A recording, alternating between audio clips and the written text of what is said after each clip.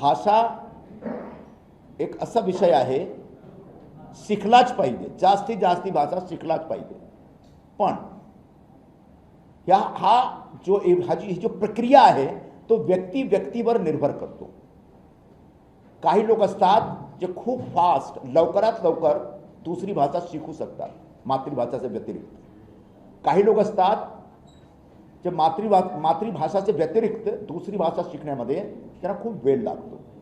याच्यासाठी मी मंत्री महोदयांना निवेदन केलेलं आहे की हा जो 1 मईचा जो तुमचा डेडलाईन आहे त्याला पुढे ढकलण्यात आवे आणि प्रत्येक ऑटो चालक, टॅक्सी चालक ज्याप्रमाणे महाराष्ट्र शासनाने घोषणा केलेली आहे की त्यांच्या मराठी भाषेचा एक बेसिक ट्रेनिंगचा काम सुरू झाला पाहिजे।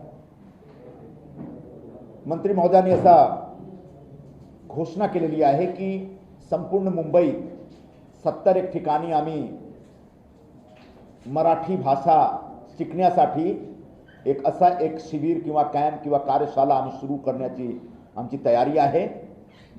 तो कार्यशालामध्ये, कॅम्पमध्ये प्रत्येक ऑटो चालक ज्यांना मराठी येत नाही, ते प्रत्येक टॅक्सी चालक ज्यांना मराठी बोलू येत नाही ते एनरोलमेंट करणार आणि हळूहळू मराठी शिकण्याची प्रक्रियामध्ये सामील होणार।